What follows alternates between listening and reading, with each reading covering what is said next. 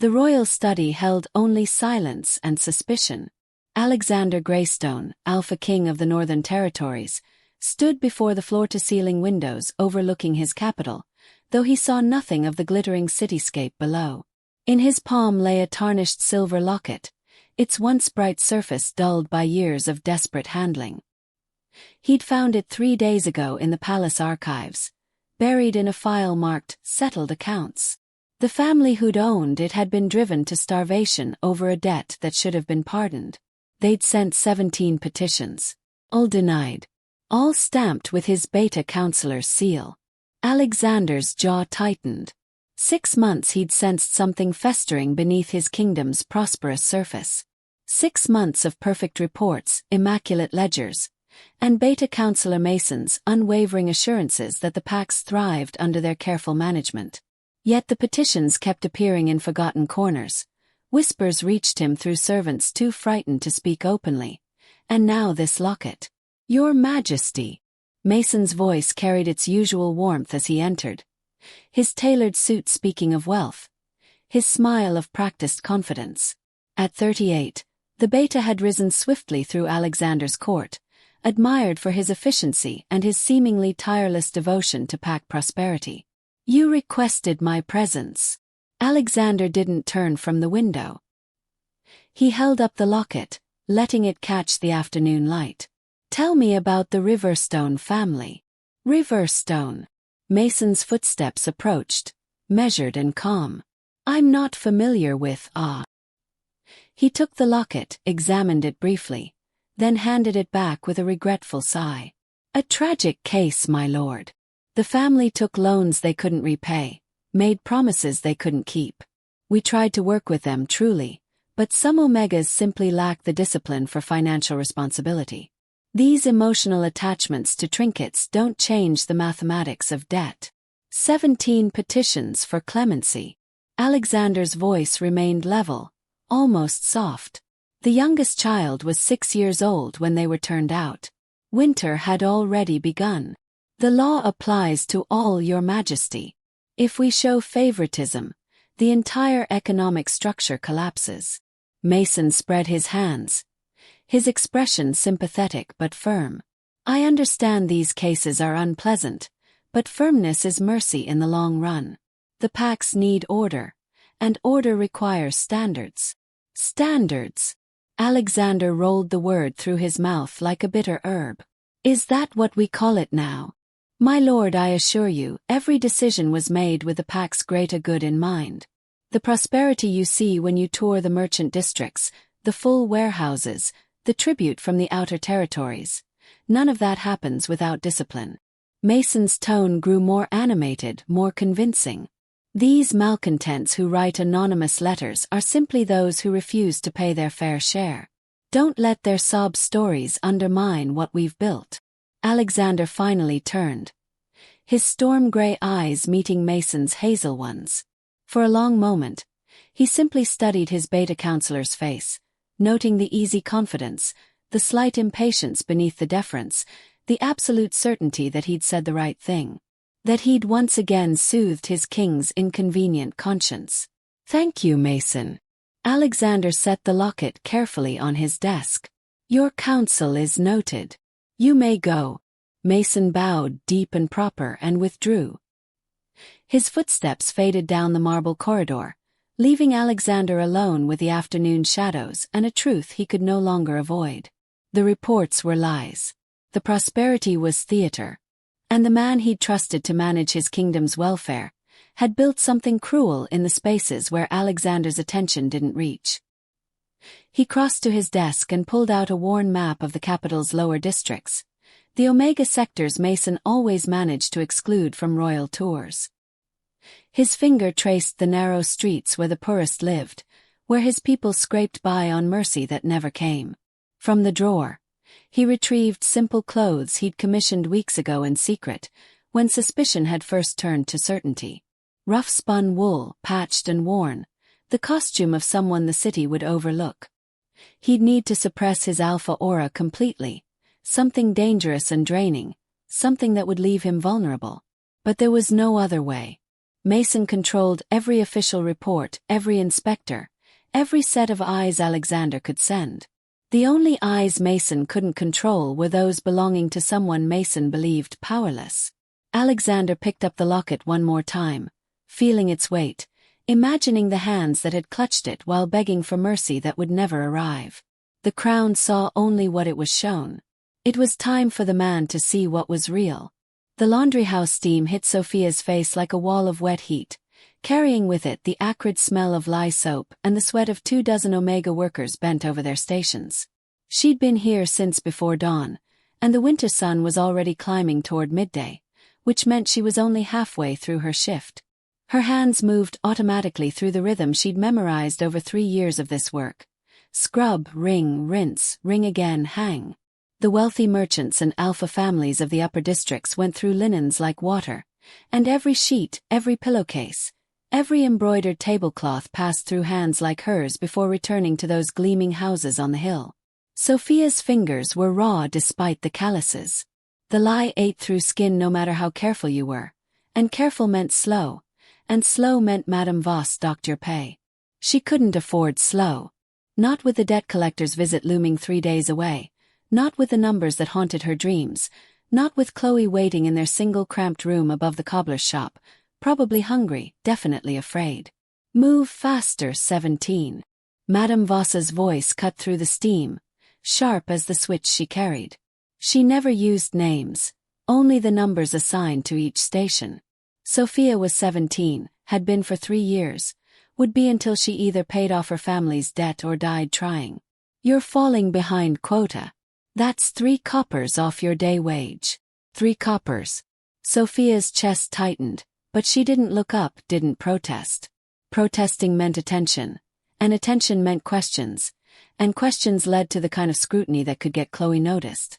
She scrubbed harder, ignoring the way her shoulders screamed, ignoring the dizzy feeling that came from skipping breakfast again. The debt had started with her parents. A loan taken to pay for her mother's medicine during the fever outbreak 5 years ago. Reasonable terms, the contract had promised. Fair interest rates. The medicine hadn't worked.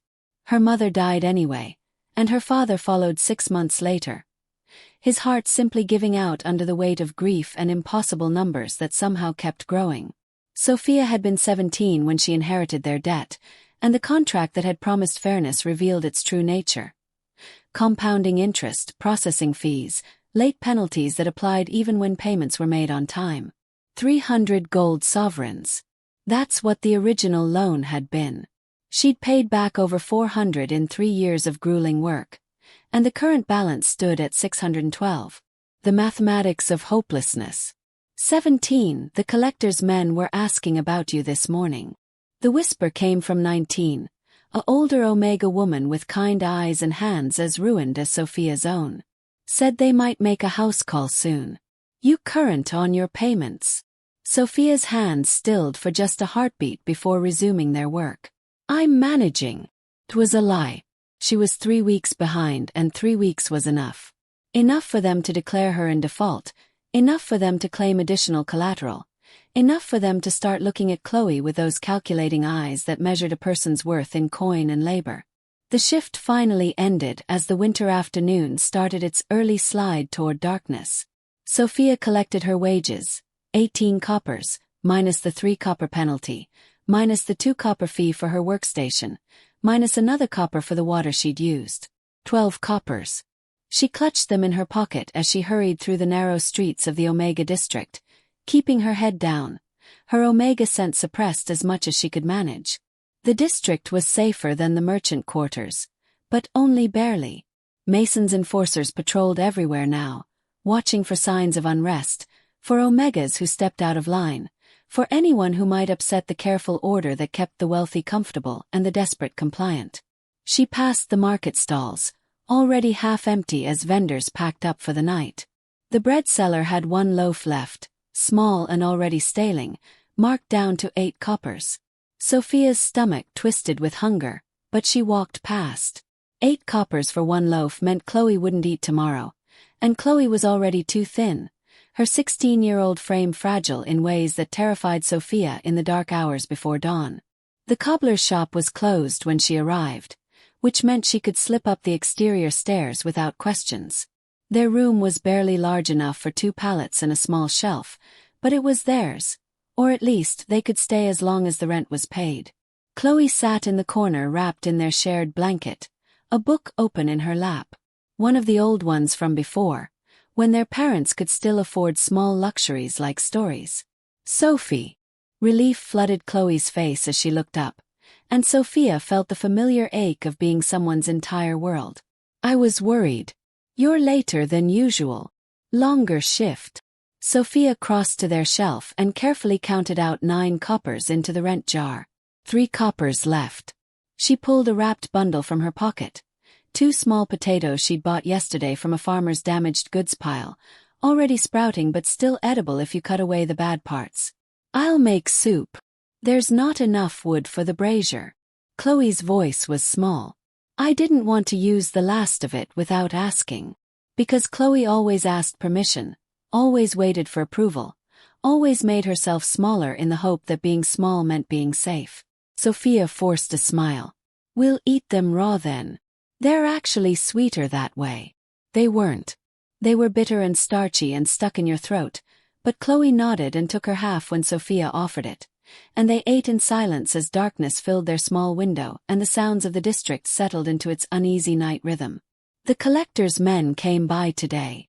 Chloe spoke quietly, not meeting Sophia's eyes.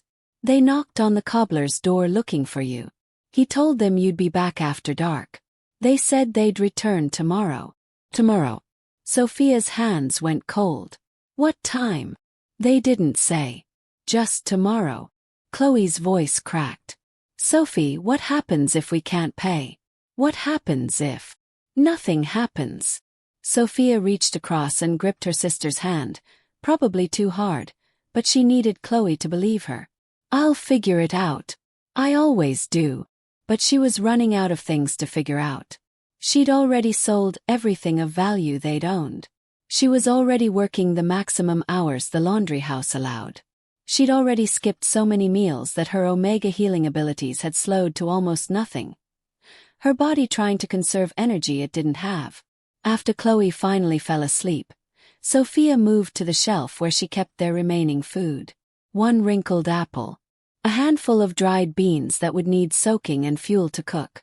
And 1 piece of bread, small and hard, saved from yesterday's market at closing time when the baker threw out his oldest inventory. She'd planned to soak it in water to soften it, maybe make it last 2 meals if she split it with Chloe. She sat on the floor and held the bread in both hands, feeling its weight, its solidity. This was what survived. This was what survival looked like. 1 piece of stale bread that represented the difference between tomorrow and catastrophe. Through the thin wall, she could hear the cobbler's family settling in for the night, the normal sounds of people who didn't count coppers in the dark, who didn't measure their worth against impossible numbers, who didn't understand that for people like her and Chloe, the distance between existing and disappearing was exactly this small. Sophia wrapped the bread carefully and put it back on the shelf. Tomorrow the collector's men would come. Tomorrow she would face them with whatever courage she could muster and whatever lies she could construct. But tonight she had this 1 piece of bread. Tonight Chloe was safe and sleeping. Tonight they were still surviving. The bread sat on the shelf like a promise she wasn't sure she could keep. Alexander had forgotten what cold felt like when you couldn't escape it. The Alpha King's chambers had fireplaces that burned through the night, furs imported from the Northern Territories. Heated stones tucked between silk sheets. Here, crouched in the narrow space between the stable wall and a stack of rotting crates, the winter wind cut through his threadbare clothes like knives, and there was nowhere to go that would be warmer. 2 days he'd been on the streets. 2 days since he'd suppressed his alpha aura completely, wrapped himself in the filthy costume of a beggar, and descended into the parts of his capital that had been carefully hidden from royal eyes. He'd used contacts he'd cultivated in secret to establish his cover. A drifter named Axel who'd been injured by bandits on the road and stumbled into the city seeking work or mercy, whichever came first. The injury wasn't entirely fabricated. He'd cut his own forearm with a clean blade before wrapping it in deliberately dirty bandages, making the wound look worse than it was. The infection risk was real enough to make him slightly feverish, enough to sell the performance. He'd learned in his military years that the best disguises came with a cost, and if he wanted to see how his kingdom treated its most vulnerable, he had to become genuinely vulnerable himself. The first day had been educational in ways that made his blood run cold. He'd positioned himself near the main thoroughfare where the merchant district met the craftsman's quarter, a high-traffic area where surely someone would offer help to an injured man clearly unable to work. By noon, he'd counted 47 people who'd passed close enough to see him. 3 had looked directly at him, then quickly away. The rest hadn't even turned their heads. That afternoon, one of Mason's lieutenants had walked past with 2 other alphas, all 3 dressed in fine wool coats trimmed with fur. Alexander had recognized the lieutenant, Garrett Voss, married to the woman who ran the largest laundry house in the Omega district. Garrett had actually paused, looking down at Alexander with an expression of mild disgust. "Should move along, Beggar," Garrett had said, not unkindly, as if he were giving helpful advice. "The collector's men patrol this area after dark. They don't like vagrants cluttering up the respectable streets." "Please," Alexander had rasped, letting his voice crack with genuine cold. "Just need somewhere warm. Anywhere. I can work." "Work?" One of the other alphas had laughed. "Look at you. You'd collapse before you lifted a single crate. Best thing you can do is head to the Omega district. They take in strays sometimes." He'd flipped a copper coin that landed in the dirt near Alexander's feet. "Buy yourself a night somewhere that won't have you arrested." They'd walked on, already forgetting him, their conversation returning to commodity prices and upcoming social events at the palace. Alexander had left the copper where it fell, watching it glint in the afternoon sun like an accusation. The second day had been worse. He'd moved to a spot near the fountain in the merchant square, where water could be freely drawn and where, in theory, public space meant public compassion. A merchant setting up his stall had actually kicked Alexander's outstretched leg, not viciously, but firmly, the way you'd move an obstacle. "Bad for business," the man had muttered. "Move along." A well-dressed beta woman had stopped, looked at him with something like pity, then pulled her young daughter close and hurried past. Teaching her child, perhaps, that people like him were dangerous, or contagious, or simply not worth the trouble. By late afternoon, Alexander's fever had gotten worse, the deliberate infection doing exactly what he'd planned but with more intensity than he'd anticipated. His head pounded, his arm throbbed, and the cold had seeped so deep into his bones that he couldn't stop shaking. He'd moved to the space behind the merchant stables as the sun began to set, partly for shelter from the wind, partly because he genuinely needed to rest before he pushed himself into real danger. He'd learned what he came to learn. His kingdom had grown cruel in the comfortable places, indifferent in the wealthy ones, and systematically vicious in the structures Mason had built. The Omega district tomorrow. That's where the real horror would be, where the debt collectors operated, where the desperate preyed on the more desperate under Mason's careful oversight. But first he just needed to stop shaking. Just needed to get warm enough to think clearly. Just needed. "Blessed stars, are you alive?" The voice was quiet, feminine, threaded with exhaustion and something else. Concern. Actual concern. Alexander forced his eyes open and saw a young woman crouched a few feet away, her dark hair escaping from a rough braid, her clothes nearly as worn as his own. She was an Omega. He could tell even without his alpha senses, from the way she held herself carefully, always ready to make herself smaller. "Alive," he managed, though his voice came out as barely more than a whisper. "Just cold." She moved closer, close enough that he could see her face properly in the failing light. She was beautiful in the way wild things were beautiful, all sharp edges and wary eyes and a kind of fragile strength that came from surviving what should have broken you.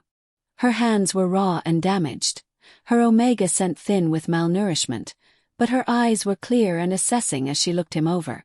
"Your arm," she said, gesturing to his bandaged forearm where fresh blood had seeped through the dirty cloth. "That's infected. How long have you been out here?" 2 days.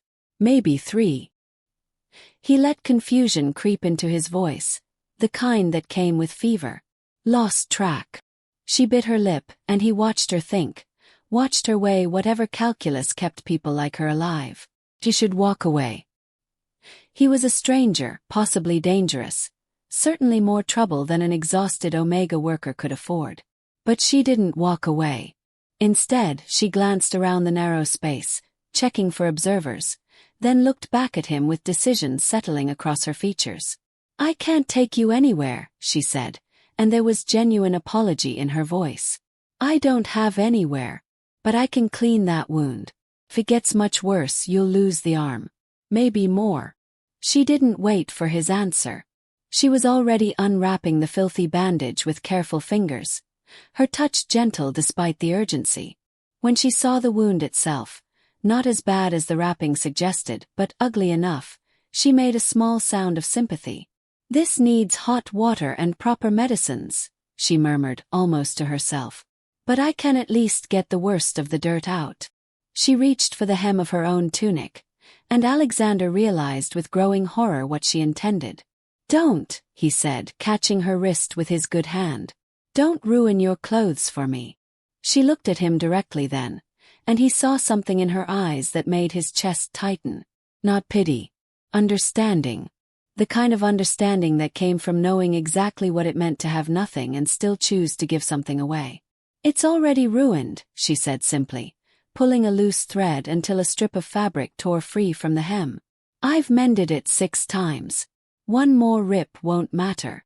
She used water from her own small canteen, precious water she'd probably carried from the public fountain, to clean the wound as best she could. Her hands were steady despite their damage, her movements efficient. She'd done this before, Alexander realized. Probably for family members, probably with even less to work with. "You're kind," he said quietly, and meant it with every fiber of his being. "I'm practical," she corrected, but her voice was softer now, less guarded. Dead men behind the stables mean questions from the collector's men, and questions mean attention I can't afford. But she didn't stop her careful ministrations, didn't rush through the binding of the clean cloth around his arm. When she finished, she sat back on her heels, and for a moment they simply looked at each other. The night had fallen completely now, the stable area lit only by distant street lamps and the cold moon overhead. She should leave.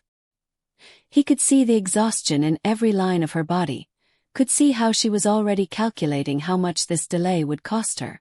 Instead, she reached into her pocket and pulled out something wrapped in cloth.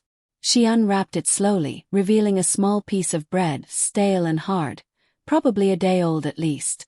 It was, he realized with dawning understanding, likely all she had. She stared at it for a long moment, and Alexander watched emotions flicker across her face. Hunger, fear, calculation, and finally, something that looked like resignation or resolve or perhaps both. Then she broke the bread in half. The gesture was so simple, so utterly matter-of-fact, that he almost didn't understand the magnitude of what she was doing. But when she pressed half of that precious bread into his hand, her fingers cold and rough against his palm, Alexander felt his carefully suppressed alpha nature roar to life inside him. The recognition slammed through him with the force of a physical blow. His wolf knew, even though he'd locked it down, even though he'd suppressed every instinct that made him alpha. The knowledge blazed through his blood like wildfire. This woman, this brave, selfless, impossibly kind woman who'd just given him half of her survival, was his. He must have made some sound, some inhale of shock, because she pulled back slightly, wariness returning to her eyes. "Are you all right? Is the fever worse?" He had to stop, had to force himself to breathe through the overwhelming surge of possession and protection, and something deeper than either. "Why? Why what? Why give me this?" He held up the bread, his hand shaking not from cold now but from the effort of holding himself still, of not reaching for her, of not letting his alpha nature explode through his control and terrify her. "You need this. You need this more than I do." She was quiet for a moment, her eyes distant. "My sister's afraid the collector's men will come tomorrow," she finally said. "I told her I'd figure it out, that everything would be fine. But I can't figure it out. The numbers don't work anymore. They haven't worked for a long time. She looked back at him, and in her eyes, he saw the same exhaustion he'd felt sitting in his study 2 days ago, the weariness of carrying impossible weight with no end in sight. So maybe, she continued, her voice barely above a whisper, maybe the only thing I can still control is whether someone else goes hungry tonight. Maybe that's the only choice I have left that's actually mine. Alexander couldn't speak. Couldn't find words adequate to the moment, to her, to the way his entire world had just reorganized itself around this woman in a dirty alley who'd given her last piece of bread to a stranger. Eat, she said, standing up and brushing dirt from her worn skirt. It's not much, but it's something. And try to stay out of sight. The collector's men really do patrol after dark. Wait, he said, struggling to his feet despite the dizziness. Your name, please. She hesitated, then offered a small, tired smile. Sophia. And yours? Axel, he said, the false name feeling like ash in his mouth. Thank you, Sophia. For the bread. For everything. She nodded, already turning to leave, already moving back toward whatever waited for her in the darkness. He watched her go, this woman who would be his queen, who already possessed more nobility than half his court combined, who had no idea that she'd just changed the course of a kingdom with one simple act of kindness. The bread sat heavy in his hand. He looked down at it, this half-piece of stale survival that represented everything wrong with his rule and everything right about the woman who'd given it. Alexander raised it to his lips and took a bite, the dry bread sticking in his throat, tasting of salt and shame and a vow he made in that moment to the winter night and the distant moon. He would burn Mason's system to the ground. He would remake his kingdom until kindness wasn't a luxury only the desperate could afford. And he would make sure Sophia never went hungry again. The mate bond hummed through his blood, certain and absolute. Tomorrow the real work would begin. The pattern established itself over the next 3 days, though Alexander suspected Sophia didn't realize she was creating one. She would appear in the early evening after her shift at the laundry house, always cautious, always checking the shadows before approaching the stable alcove where he'd remained hidden. She brought what she could. Another piece of bread split between them, a bruised apple she'd found discarded near the market, once a handful of dried beans she'd soaked in water until they were soft enough to chew raw. You should go to the Omega district, she told him on the second evening, pressing half an apple into his hand. There's a boarding house near the south edge. Mistress Kale runs it. She takes in strays sometimes, lets them work off a bed and a meal. It's not much, but it's warmer than this. Alexander bit into the apple, forcing himself to chew slowly despite the hunger that had become genuine after 3 days of near starvation. And you, he asked. Why don't you stay there? Sophia's expression shuttered. Can't afford it. Even working off the debt, there's a deposit required. 30 coppers. She said it like it was 30 gold sovereigns, an impossible sum. Besides, I have Chloe to think about. The boarding house doesn't take siblings unless you can pay for both. He filed that information away with everything else he'd been gathering. During the days while Sophia worked, Alexander had been anything but idle. The stable area backed onto a service alley used by Mason's collectors, and the men were careless about their conversations when they thought no one important was listening. He'd learned the routes they took, the quotas they had to meet, the bonuses they received for finding new revenue sources. He'd learned that Mason had divided the city into territories, each overseen by a lieutenant who reported directly to the beta counselor. The laundry house where Sophia worked was in Garrett Voss's territory, which meant every copper she earned was tracked, every debt payment recorded, every missed installment noted for future action. Most damningly, he'd learned that the debt system was designed to be inescapable. Interest rates that seemed reasonable on paper but compounded daily. Processing fees added to every payment. Late penalties that applied even when payments were on time, justified by claiming the payment method was irregular, or the amount was a few coppers short due to administrative costs. The cruelty was in the details. hidden in contracts that desperate people signed without understanding, enforced by men who profited from the suffering. But he'd learned something else too, something that came not from eavesdropping but from watching Sophia. He'd learned that even in this system designed to crush compassion, some people remained unbroken. "Tell me about Chloe," he said on the third evening, partly because he genuinely wanted to know, partly because he'd discovered that Sophia relaxed when she talked about her sister. The wariness would fade from her eyes, replaced by something softer, more vulnerable. They sat together in the alcove, the spring evening unusually mild, sharing a crust of bread that Sophia had somehow convinced the baker to sell her for half price. She was quiet for a moment, her fingers tracing patterns in the dirt. "She's 16, Sophia finally said. "Timid. Always has been. When we were younger, I used to tell her stories to help her sleep. Made-up ones about brave omegas who found their way to safe places where no one kept ledgers or demanded payments." She smiled, but it was edged with sadness. She believed them then. Not sure she believes in much anymore. "She believes in you," Alexander said quietly. "That's clear enough." "Maybe." Sophia pulled her knees up, wrapping her arms around them. "But what good does that do her if I can't protect her?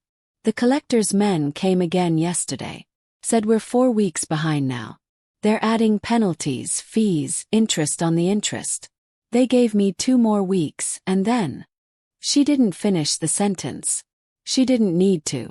Alexander felt his hands curl into fists, had to consciously relax them before she noticed. "What happens then?" "Debt servitude," Sophia said flatly. "They call it contracted labor, but it's slavery with paperwork. They assign you to work for one of the wealthy families or the merchant houses. You get food and a place to sleep, and your wages go directly to the debt. Only the wages are so low and the cost of your upkeep is so high that you never work it off. You just trade one kind of cage for another. And Chloe." Sophia's voice went very quiet. "She's young, pretty. The kind of omega that certain alphas pay premium prices for." She didn't elaborate. She didn't have to. Alexander felt his carefully maintained control crack, felt his suppressed alpha nature surge against the barriers he'd erected. "That won't happen," he said, and the certainty in his voice made Sophia look at him sharply. "You can't know that. No one can promise that. I can." He met her eyes, willing her to see the truth even if she couldn't understand its full context. "I promise you, Sophia. That won't happen to Chloe. Or to you." She studied him for a long moment, this stranger she'd fed and tended, this beggar who spoke with odd intensity about things he had no power to control. "You're strange, Axel," she finally said, but there was no suspicion in it, only a kind of wondering observation. "You talk like someone who's used to being listened to." "Maybe I'm just used to wanting to be," he deflected, but his heart raced. He couldn't afford to break his cover now, not when he was so close to having everything he needed. But sitting here with her, watching the way the evening light caught in her dark hair, feeling the mate bond hum between them like a physical thing, it was becoming harder to maintain the deception. "Tell me something true about yourself," Sophia said suddenly. "Something real. I've been telling you everything about my life, about Chloe, about how we ended up here. But I don't know anything about you except that you're injured and hungry and probably running from something."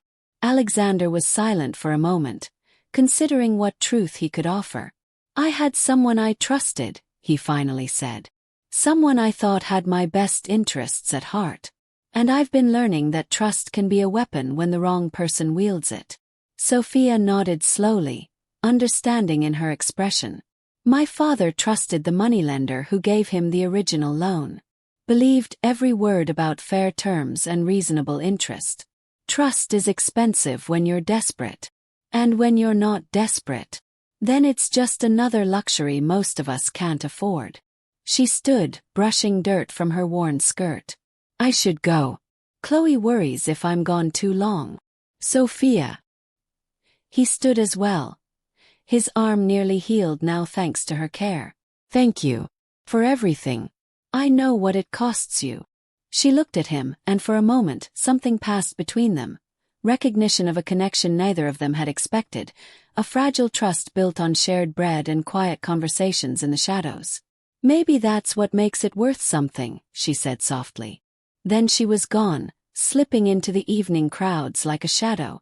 Alexander waited until she was out of sight before he moved. He'd been patient these 3 days, gathering information during the day, accepting Sophia's kindness in the evenings. But tonight he'd heard something that changed everything. Garrett Voss had been in the alley that afternoon with 2 other collectors, their voices carrying in the enclosed space. Alexander had pressed himself into the shadows, every sense trained on their conversation. "The beta counselor wants the Sophia girl processed by week's end," Garrett had said, examining a ledger. "Says her debt's grown high enough to justify immediate action. We're to add fabricated fees, missed payments, damaged goods, whatever works. Just make the numbers bad enough that she can't protest." "Both sisters?" one of the other collectors asked. "Both. The younger one especially. Mason's got a buyer already lined up. Some alpha from the Eastern Territories willing to pay premium for an unspoiled Omega." Garrett's voice was casual, discussing human lives like commodity trades. "We move on them the day after tomorrow. Make sure the paperwork's perfect. The King's been asking questions lately, and Mason wants everything to look legitimate." Alexander had remained frozen in his hiding place long after they'd left, rage and something colder than rage moving through his blood. Mason wasn't just corrupt. He was trafficking in people, using the debt system as a pipeline to feed young Omegas to wealthy predators. And he'd been doing it under Alexander's nose, hidden behind legitimate-looking contracts and official seals. The day after tomorrow, which meant Alexander had less than 2 days to act, less than 2 days to drop the disguise and become the Alpha King again, less than 2 days to save Sophia and Chloe and every other person trapped in Mason's system. He needed to move carefully, needed to get word to the handful of guards he trusted, needed to gather the evidence he'd been collecting, needed to plan the confrontation in a way that would destroy Mason completely while protecting the innocent. But first he needed to make sure Sophia and Chloe were safe. Alexander moved through the evening streets with new purpose, keeping to shadows, avoiding the patrols. He knew where Sophia lived now. She'd mentioned the cobbler's shop, the room above with the single window. He could protect her from there, could keep watch until he was ready to reveal himself. The mate bond pulled at him, urging him toward her, but he forced himself to think strategically. Showing up at her door now would only frighten her, would raise questions he couldn't answer without breaking his cover. Better to watch from a distance, to be ready when Mason's men came. But as he positioned himself in a doorway across from the cobbler's shop, Alexander made a vow to the woman in the window above, the woman who'd shared her bread with a stranger, who'd bound his wounds with her own clothes, who'd trusted him with her fears and her hopes. Mason would never touch her. Neither would any of his collectors. And the system that had made her desperate, that had made kindness something only the poor could afford, would be torn down stone by stone. The Alpha King had seen enough. Tomorrow, he would begin the ending Mason had built for himself, brick by careful brick. Tonight, he would keep watch over the woman who would be his queen, even if she didn't know it yet. The moon rose over the Omega district, casting long shadows across streets where injustice thrived in darkness. But dawn was coming, and with it, a reckoning that had been 3 days and 8 years in the making. Alexander settled in to watch, to wait, and to plan the fall of a man who'd forgotten that even kings could be beggars, and even beggars could be kings. The annual Pack Day festival transformed the capital's main square into a riot of color and celebration. Banners bearing the royal crest hung from every building, merchant stalls offered their finest goods at festival prices, and the wealthy paraded in their best silks while musicians played from raised platforms. It was meant to honor the bond between Alpha King and Pack, a tradition dating back generations, a day when the king walked among his people and received their pledges of loyalty. Sophia had never attended before. The festival fell on a workday, and missing a shift meant penalties she couldn't afford. But this year, Madame Voss had closed the laundry house for the celebration, declaring that even Omega workers deserved to witness their king's generosity. The generosity, Sophia suspected, was more for the wealthy merchants who wanted their linens fresh for the evening balls, but the result was the same: a rare day of rest. She stood at the edge of the crowd with Chloe, both of them wearing their least worn dresses, trying to blend in while staying far from the center where Mason's collectors moved through the festival goers. Chloe gripped her hand tightly, overwhelmed by the noise and the press of bodies. "I can't see anything," Chloe whispered. "Is the king here yet?" Sophia stood on her toes, peering over the crowd toward the raised dais where the royal party would appear. Not yet. Soon, probably. She hadn't told Chloe about the deadline that loomed over them like an executioner's blade. Tomorrow. Mason's collectors would come tomorrow, and Sophia had no plan, no escape, nothing but the fading hope that somehow the numbers would work differently this time. They never did. She'd thought about Axel last night, wondering if he was still behind the stables or if he'd finally taken her advice and found shelter at Mistress Kale's boarding house. The strange beggar with his intense eyes and his promises he had no power to keep. She'd felt oddly safe with him, despite the danger of everything else. As if sharing her fears with someone who understood helplessness had made the weight slightly easier to bear. A horn sounded, clear and commanding, cutting through the festival noise. The crowd shifted, pressing forward, and Sophia tightened her grip on Chloe as they were pushed closer to the dais. The royal guards appeared first, their armor polished to mirror brightness, forming a protective corridor through the square. And then he appeared. Alpha King Alexander Greystone stepped onto the dais, and the crowd's noise died into stunned silence. Sophia had seen portraits, of course. Every public building displayed the king's image, but no painting could capture the raw presence of an alpha in his prime, power radiating from him like heat from a forge. He wore formal black trimmed with silver, the royal crest embroidered across his chest, and his storm-gray eyes swept across the assembled crowd with an intensity that made Sophia's breath catch. But it was his face that made her world tilt sideways. That face was familiar. Those eyes had watched her with gratitude while eating stale bread. That voice had promised her things he couldn't possibly deliver. Axel. The beggar was the king. Sophia's knees went weak, and only Chloe's grip on her hand kept her upright. It wasn't possible. The injured man behind the stables, the stranger she'd fed and tended, couldn't be. But he was. The realization crashed through her like a physical blow, bringing with it a cascade of mortifying memories. She'd lectured him about trust. She'd split her bread with the ruler of the entire kingdom. She'd told him things she'd never told anyone. Complaints about his own government, fears about his own laws. Blessed stars, Chloe breathed beside her. He's beautiful. He was. And he was staring directly at Sophia. Their eyes met across the crowd, and she saw recognition flare in his expression, followed by something fiercer, something possessive and protective that made her skin flush. Then his attention shifted, his expression hardening into something cold and terrible. "My people," Alexander's voice carried across the square, amplified by his alpha power until every word resonated in Sophia's chest.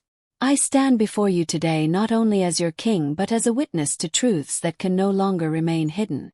Mason appeared at the edge of the dais, his expression concerned, perfectly calibrated confusion on his handsome features.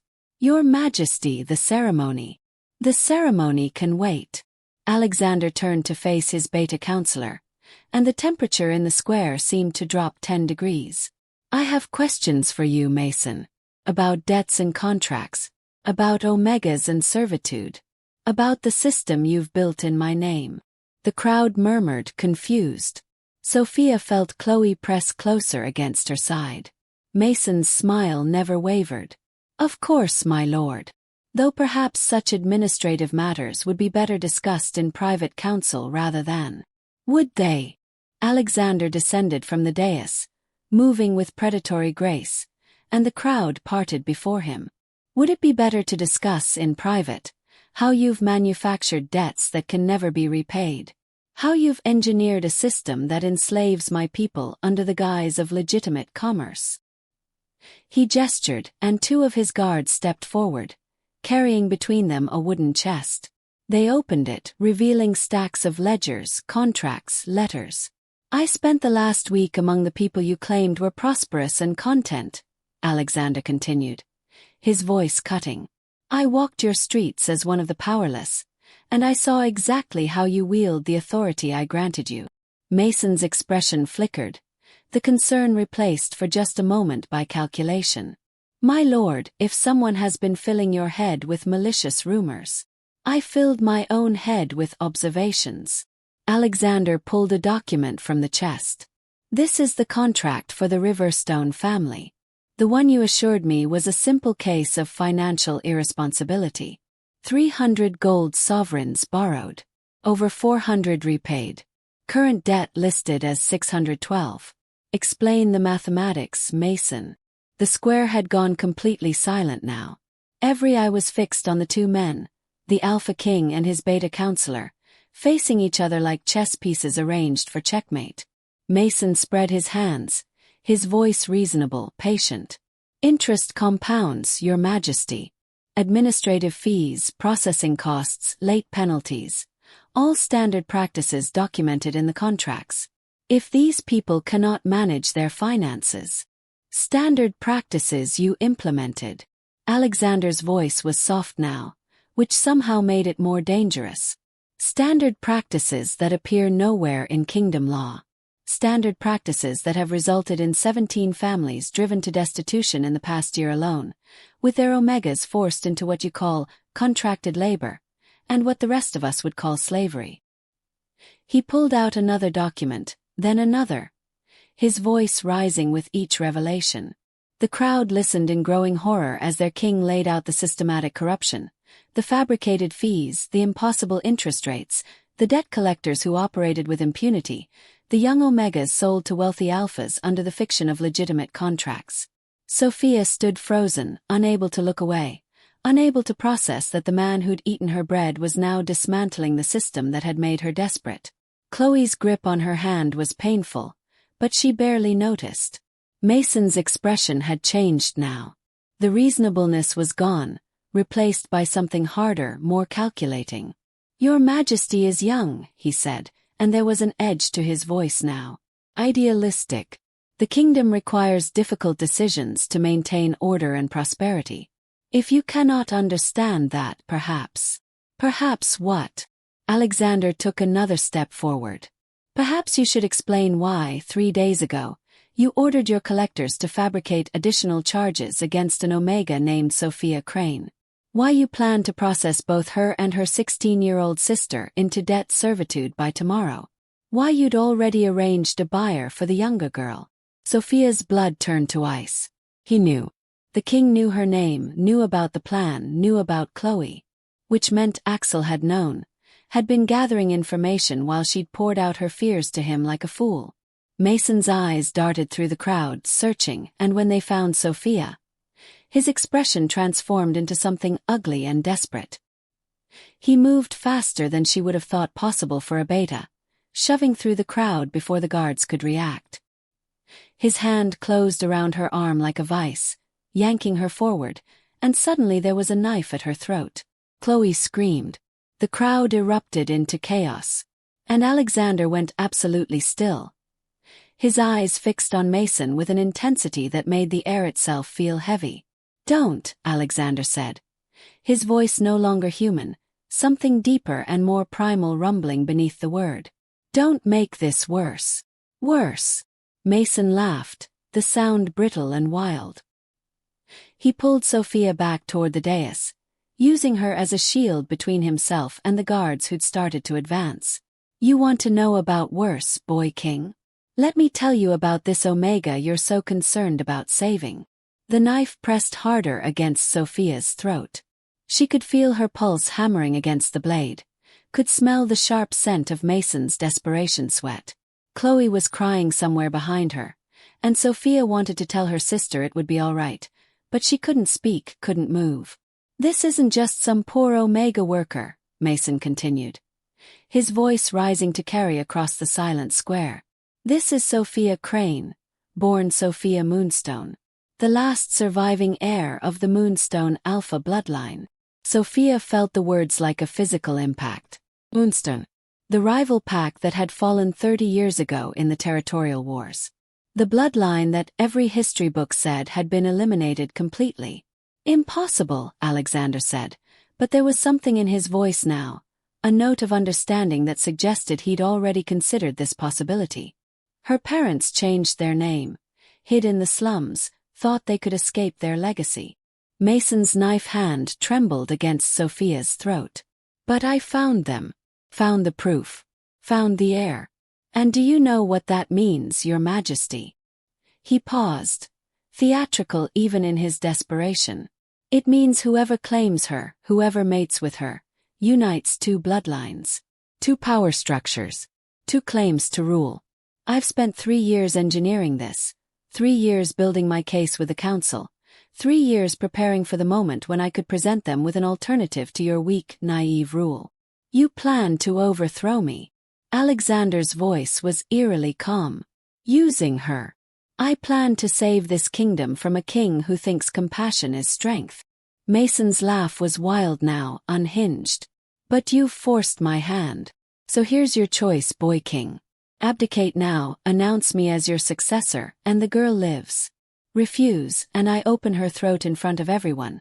Start a succession war that will tear your kingdom apart, and still end up on the throne when the dust settles." Sophia couldn't breathe. The knife was too tight, the revelations too massive, the crowd's horrified silence too complete. She tried to catch Alexander's eyes, tried to convey something. An apology for being weak enough to be captured, a plea to not let Mason hurt Chloe, a goodbye in case this was the end. What she saw in his face made her blood sing. His eyes had changed, no longer gray but glowing with an inner light, alpha gold burning through human pretense. His power, so carefully suppressed, was rising to the surface like a tsunami gathering force. "You made," Alexander said quietly, each word precisely measured, "a critical error in your calculations, Mason." "Did I?" The knife pressed harder. A line of heat opened on Sophia's throat. "You touched my mate." The words hung in the air for a heartbeat. Then Alexander shifted. She'd never seen an alpha's true form before. The transformation was instant and terrible and beautiful. Human shape expanding, bones reforming, for the color of storm clouds rippling across newly massive shoulders. The wolf that stood where the king had been was enormous, easily twice the size of any normal shifter, eyes blazing with alpha gold and something more primal than rage. Alexander threw his head back and roared. The sound was apocalyptic. Windows shattered in nearby buildings. The stone of the dais cracked like thunder. People dropped to their knees, overwhelmed by the pure alpha dominance rolling off him in waves. Even Mason staggered, his knife hand wavering. It was all Alexander needed. He moved like lightning, covering the distance between them in a single bound.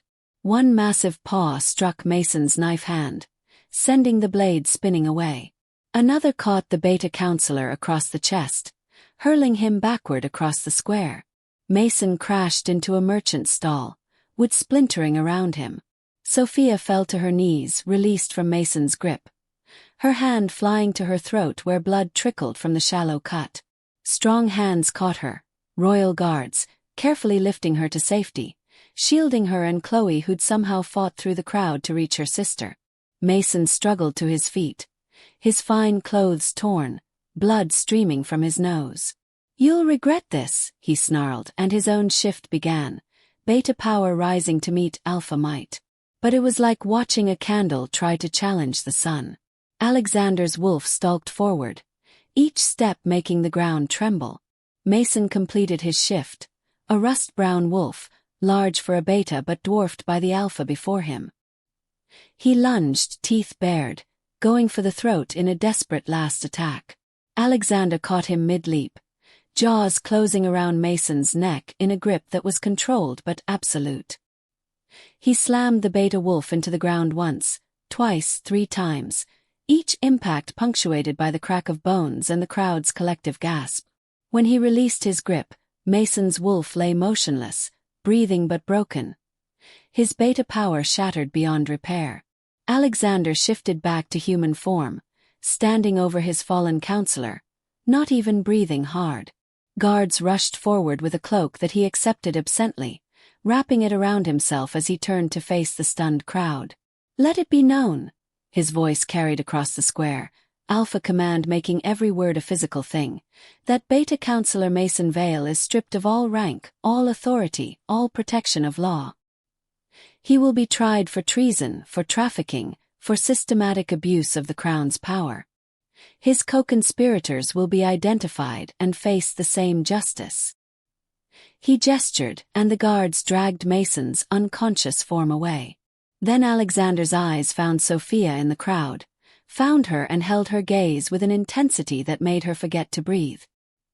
He crossed to her, moving through the parted crowd, and suddenly he was there. The king, the alpha, the man who'd been Axel, all three combined in one overwhelming presence. His hand rose to her throat, fingers gentle on the shallow cut, and she felt power flow from him into her.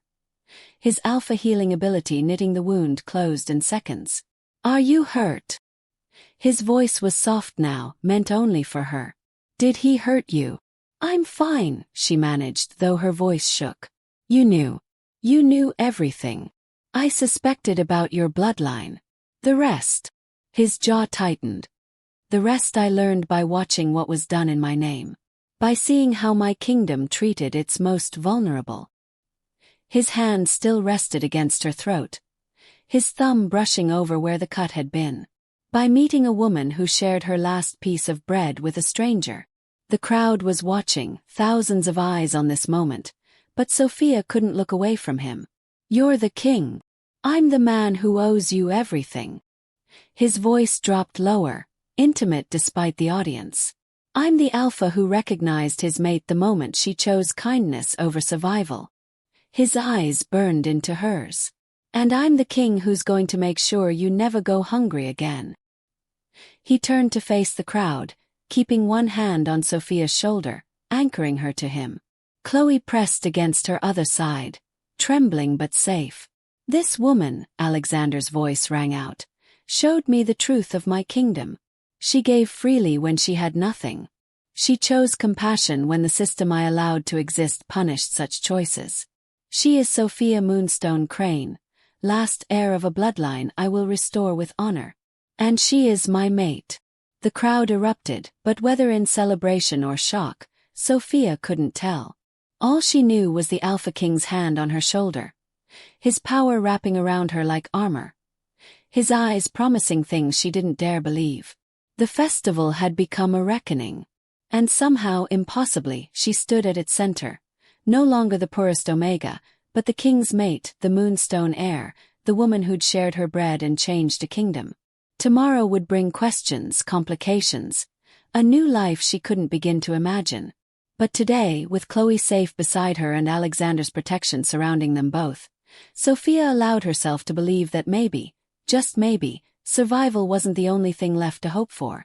The royal council chamber had never held so many people. Every seat was filled, every wall lined with guards, and still more pack members crowded in the corridors outside, desperate to hear what their king would say in the aftermath of Mason's exposed treachery. Sophia sat in a chair that had been hastily positioned near the throne, not on the dais itself, not yet, but close enough that Alexander could reach her if he chose. Chloe sat beside her, overwhelmed and silent, gripping Sophia's hand like a lifeline. 3 hours had passed since the confrontation in the square. 3 hours of controlled chaos as Alexander's loyal guards arrested Mason's co-conspirators, secured the evidence, and established order in a city suddenly aware that its foundations had been rotten. Sophia had been escorted to the palace, given clean clothes that actually fit, food that she'd been too nervous to eat, and a room where Chloe could rest while the immediate crisis was managed. Now, as the emergency council convened, she sat where the entire pack could see her, the poorest Omega, the Moonstone heir, the king's mate. The labels felt like costumes that didn't fit, like someone else's life she'd accidentally stepped into. Alexander stood before the assembled council and pack representatives. His formal robes replaced by simpler clothes.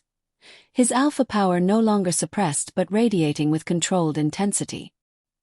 He looked every inch the king, but when his eyes found Sophia's across the chamber, she saw Axel in them, the beggar who'd accepted her bread with gratitude, the stranger who'd listened to her fears. "We are here," Alexander began, his voice carrying to every corner of the packed chamber, "because I allowed corruption to flourish in the spaces I did not look, because I trusted without verifying, because I believed reports instead of seeing truth with my own eyes." He paused, letting the words settle.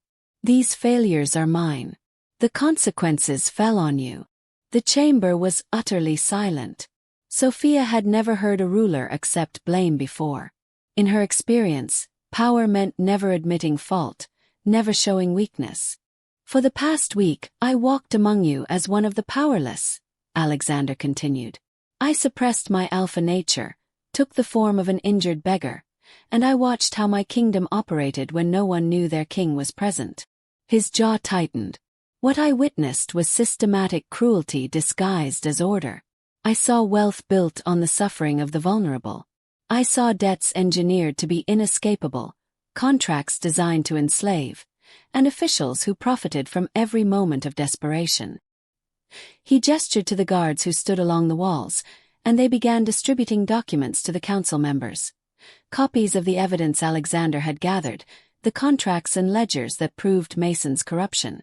Beta Councillor Mason Vale, along with 17 of his lieutenants and debt collectors, have been arrested and will face trial for treason, trafficking, fraud, and abuse of authority, Alexander announced. "Their assets are seized, their contracts void, their power ended.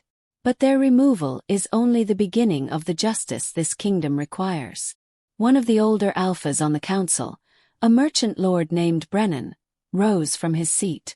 "Your Majesty, while we condemn Mason's excesses, the debt system itself serves a necessary function. Commerce requires contracts, and contracts require enforcement, without consequence for non-payment." "Let me tell you about consequences," Alexander cut him off, his voice sharp. Sophia Crane, now revealed as Sophia Moonstone, inherited a debt of 300 gold sovereigns, a loan taken to pay for medicine that couldn't save her dying mother. Over 3 years, working herself to exhaustion, she paid back over 400 sovereigns. Yet somehow, her debt grew to 612. "Explain the mathematics of that consequence," Merchant Lord Brennan. Brennan's face flushed. "Interest compounds, Your Majesty. Processing fees, administrative costs. Fabricated numbers designed to ensure the debt could never be repaid," Alexander said flatly. "This wasn't commerce. This was entrapment. And it was done to 17 families that we know of, likely more that we haven't yet uncovered." He turned to address the full assembly. "Effective immediately, I am ordering a comprehensive audit of every debt contract executed in the past 5 years. Any contract found to contain the fraudulent practices Mason implemented, compounding daily interest, retroactive fees, penalties for on-time payments, will be declared null and void. The debt forgiven in full." The chamber erupted. Voices rose in protest and celebration, council members arguing with each other, pack members in the corridors cheering or shouting questions. Alexander let it continue for a moment before releasing a pulse of alpha command that silenced everyone instantly. "I am not finished." His voice carried absolute authority now. "Furthermore, I am establishing new regulations for all debt contracts in this kingdom. Interest may compound monthly, not daily. All fees must be declared up front and cannot be added retroactively. Debt servitude is abolished. No person may be forced into labor to repay a debt, and any existing contracts of that nature are dissolved as of this moment." Another wave of reaction, louder this time. Sophia watched the council members' faces. Some showed relief, some calculation, some barely concealed fury. The merchant lords were already assessing how these changes would impact their profits. The lower-ranking pack members looked dazed, unable to believe what they were hearing. "Your Majesty," another council member rose, a beta woman who managed the city's largest trading house. These reforms are admirable, but the economic impact. Merchants rely on debt contracts to extend credit to manage risk. Without proper enforcement mechanisms. Without mechanisms that enslave people for medical emergencies and fabricated fees, Alexander corrected. Yes, you'll have to find other ways to manage risk. Ways that don't involve destroying lives. He stepped down from the dais, moving closer to where Sophia sat, and she felt every eye in the room follow him. I learned something essential this week, he said. His voice quieter now but no less commanding. I learned that the true measure of a pack's strength isn't its wealth or its military power. It's how it treats those with the least power, the least protection, the least hope. He extended his hand to Sophia. She stared at it for a heartbeat, aware of the hundreds of people watching, aware that taking his hand meant accepting everything it represented. Then she placed her damaged, work-worn hand in his and let him draw her to her feet. This woman had nothing, Alexander said, keeping her hand in his thumb brushing over her calloused palm. She worked grueling hours, starved herself to feed her sister, lived in constant fear of debt collectors and worse. And when she found a stranger injured and freezing in an alley, she shared the only food she had. She broke her last piece of bread in half and gave it freely, expecting nothing in return. Sophia's face burned, but she couldn't look away from him, couldn't pull her hand from his grip even if she'd wanted to. That, Alexander said, is the kind of loyalty this kingdom should value. Not blind obedience to corrupt authority. Not wealth accumulated through the suffering of others. But the courage to show compassion when it costs you everything. He turned to face the assembly fully, his voice rising with passion. That is what I want this kingdom to embody. That is the standard by which I will judge every law, every policy, every decision moving forward. He raised their joined hands. Sophia Moonstone Crane is my mate. The bond was confirmed the moment she chose kindness over survival, generosity over self-preservation. She is the last heir of the Moonstone bloodline, a legacy of strength that will be restored with full honor. And she will be my Luna Queen. The chamber exploded into reaction. Cheers from some quarters, protests from others, shocked exclamations from everywhere. Sophia's knees went weak, and only Alexander's grip kept her standing. Luna Queen. The words were impossible, a fantasy so far beyond her reality that she couldn't process them. Your Majesty, Merchant Lord Brennan was on his feet again.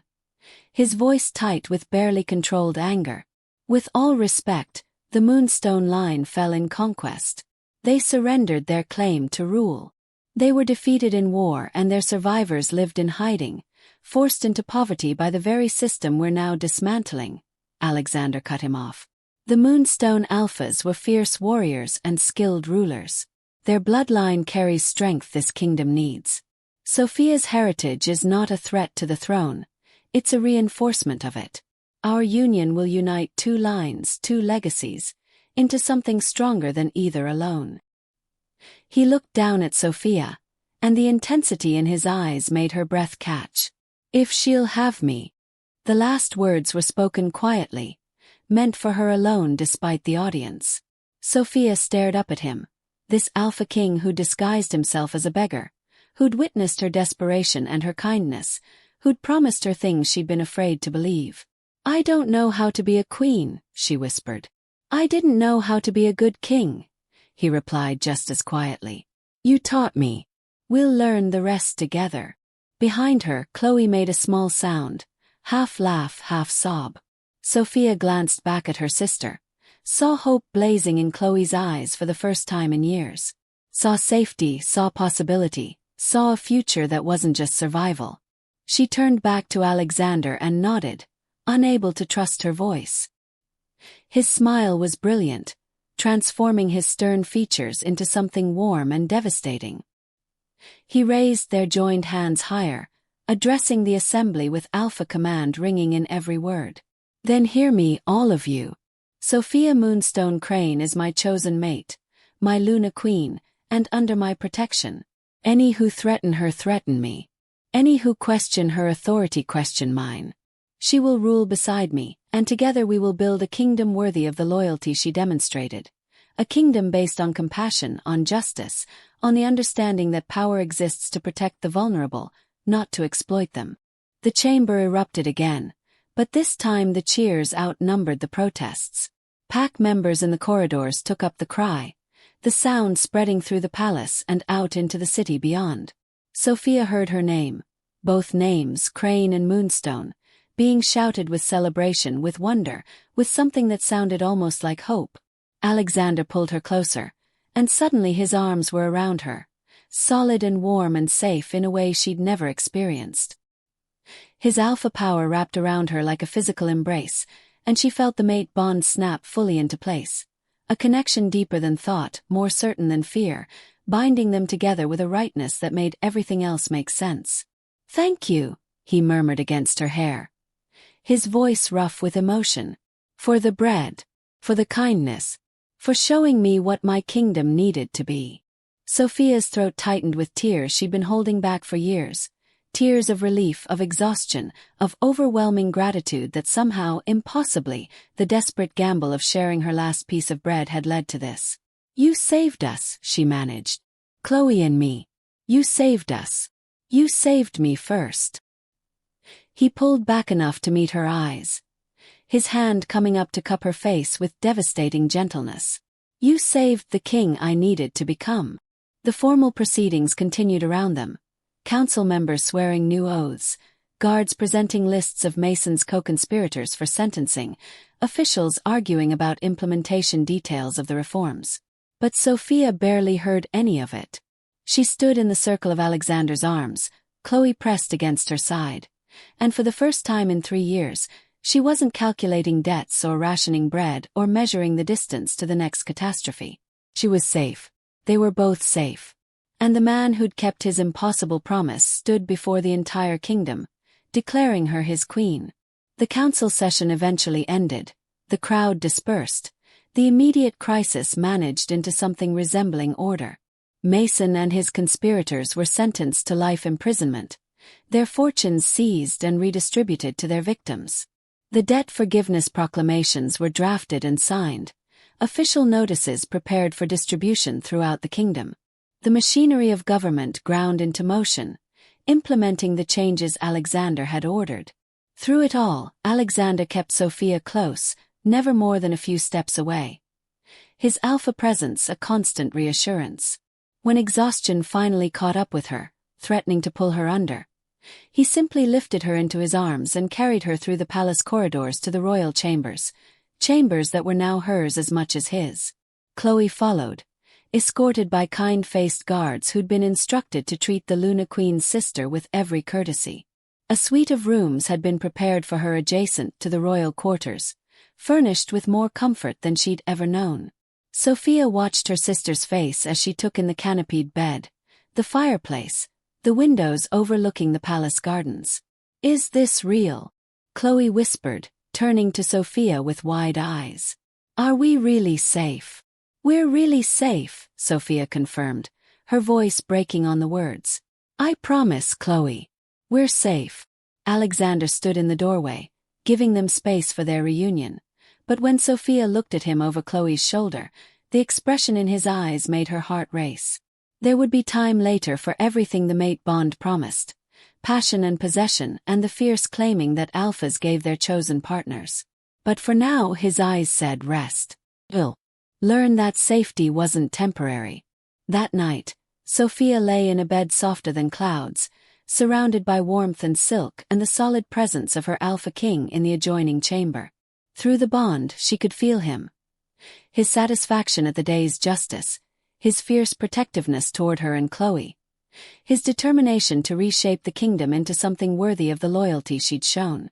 She thought about the bread, that single piece of stale survival she'd broken in half and shared with a stranger. Thought about the choice that had seemed so simple in the moment. Feed someone who's hungry, help someone who's hurting, be kind even when kindness costs everything. She'd thought she was just trying to control the one thing she had left to give. She hadn't known she was changing the course of a kingdom. Hadn't known that sharing bread with a beggar meant claiming the heart of a king. Outside her window, the capital city settled into its first night of a new era. An era where debts were fair, where omegas were protected, where power meant responsibility instead of exploitation. Where the poorest could become queens, and kings could learn compassion from those they ruled. Sophia closed her eyes and felt the mate bond hum with contentment, with promise, with a future that stretched beyond survival into something she'd never dared imagine. Tomorrow she would begin learning how to be a Luna queen.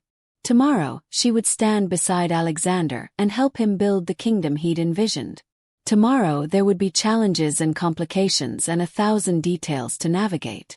But tonight she was simply Sophia, the omega who'd shared her last piece of bread, the woman who'd chosen kindness when she had nothing else to give, the mate who'd taught a king what loyalty truly meant. And that, she thought as sleep finally claimed her, was more than enough. The bread had been broken and shared. Now, together, they would build something new from the pieces. Something stronger, something kinder, something that honored the simple truth that compassion, not power, was the foundation on which kingdoms should stand.